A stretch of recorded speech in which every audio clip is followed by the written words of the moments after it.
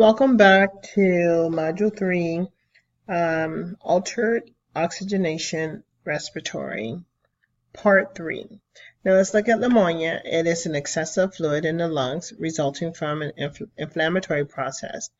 It is the 7th leading cause of death in the United States, almost 5 million cases a year in this country. So also we do, as you continue to read that, look at what else can happen. Community acquired versus hospital. Basically, what happens between a CAP and a HAP, hospital acquired pneumonia and a community acquired pneumonia. Older adults get community acquired pneumonia. Look at the hospital acquired. Older adults too. A lot of things are in common. So we want to make sure for the hospital, we encourage cough, deep breathing, use of incentive spirometer, have the patient turn, taking their medications, and try to get them out of the hospital. I don't want to say as quick as possible, but we do want to get them out the hospital. Try not to get them sick, even more sick than what's going on in the hospital. These are the things that we're speaking of for community acquired pneumonia. Pneumonia that was the patient obtained outside in the community, and they got diagnosed in the hospital with pneumonia. I'm sorry, they were admitted with pneumonia. So they didn't come into the hospital with pneumonia, but they obtained or acquired the pneumonia while in the hospital. It's good to do oral care on patients. You can do a delegation to a PCA or a nursing assistant because the bacteria that grows in our mouth, it contributes to that bacteria that grows in our lungs. So we want to make sure that we understand that also. In addition to that, aspiration pneumonia. Now, so I'm sure we all aspirated before, but some patients, when they're more vulnerable, when they aspirate, that fluid turns into bacteria. And as we spoke in the class, that warm area, moisture, and we're not doing a good gas exchange can lead to pneumonia.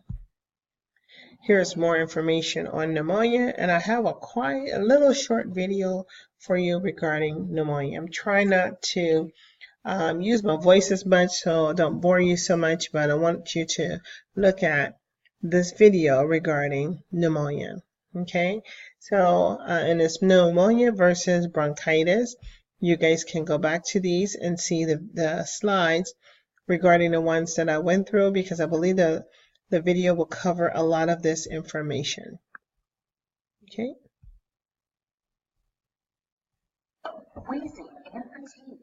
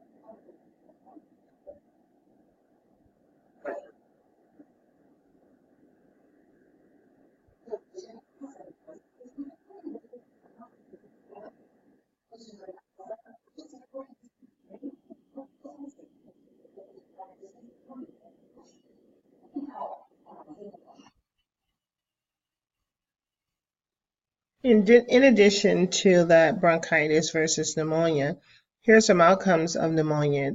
You end up with edema, inflammation, stiffened lung, and reduced compliance. The lungs have a reduced ability to oxygenate the blood cells. So there's a lot going on. Patients end up on antibiotics. Sometimes they get the side effects of antibiotics, end up with diarrhea, That's why it's important for us to look at the blood cultures, make sure they're on the right antibiotic, looking at their lab work, the hemoglobin hematocrit, looking at their WBCs, putting that whole picture together.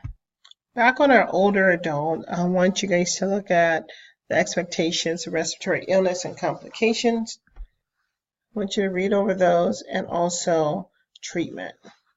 We talked a little bit about this, but we didn't say anything about the pneumonia vaccine. So we want to make sure that we encourage the pneumonia vaccine for our older adult patients also, and for our patients who are at risk, who have chronic illnesses. So here are some of the common antibiotics. In addition to the antibiotics, they also use Rocephin. We include respiratory therapists for pulmonary hygiene.